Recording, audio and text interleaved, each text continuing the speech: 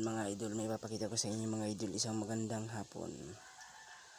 Kinauli mga idol, ito mga idol. Ayan mga idol, patong gubat yan mga idol. Dun sa aking spot mga idol, nakita ko yan kanina. Ayan, nahuli ko yan mga idol. Ayan, napakasarap mga idol ng karne ng patong gubat mga ka-idol. Ayan, kaya nga lang mga idol, napakailap niyan mga idol. Ayan mga idol, aking pinapagawang bahay mga idol. Ayan, matagal-tagal ko na rin mga idol pinaumpisahan, pero hindi pa rin matapos-tapos kasi wala pa tayong money. Ayan mga idol, support na lang po mga idol sa aking page, paki-follow, share, para sa ganun mga idol marami akong matulungan mga idol. Ayan, habang tayo nagluluto mga idol, magkakape tayo. Ayan, kape-kape muna. Ayan mga idol, napakasarap talaga magkape mga idol.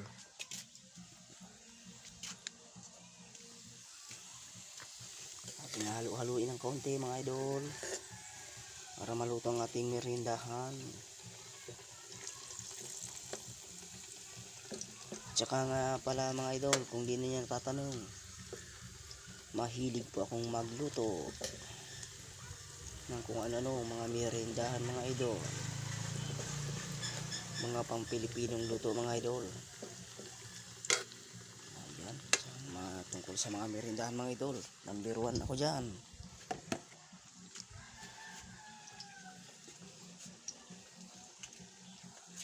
Ayan mga idol, dito ganito sa amin mga idol, maraming punong kahoy. Ayan mga idol, kakawati mga idol, matamis ang bunga, mga punong saging mga idol, at mayroon din tayong galyang. Ayan mga idol,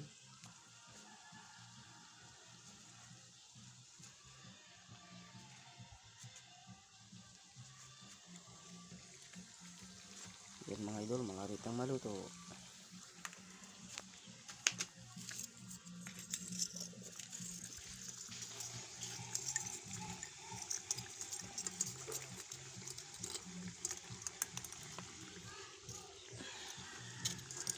Lagyan natin mga idol ng uling.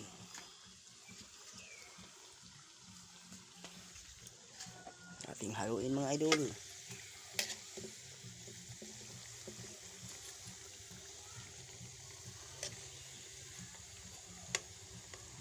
Ating hanguin na yun mga idol. Utay-utay lang ang paghango. Ayan mga idol, nang sa ganun mga idol, talagang masarap ang ating merindahan.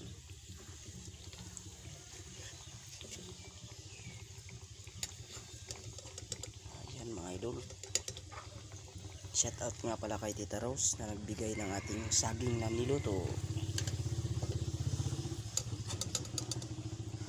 Maraming salamat.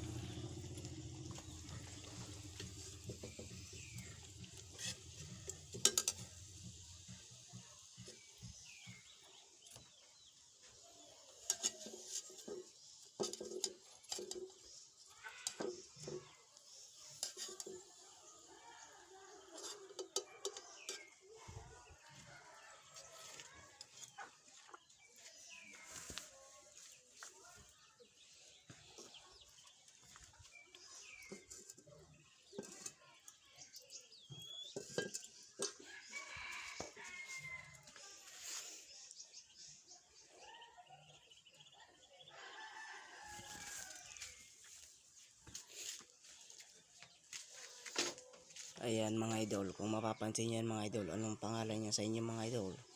Napakabango niyan mga idol, palagay sa gulay. Ayan, shout out kay paring Ison, nagtatabo siya mga idol. Ayun napakasipag talaga ni paring Ison mga idol ba.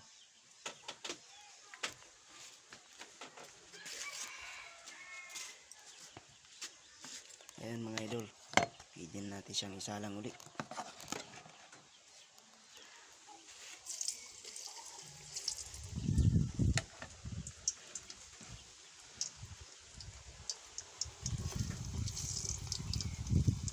Simpleng merindahan lang yan mga idol. Yan ang mga idol ang merindahan na masarap.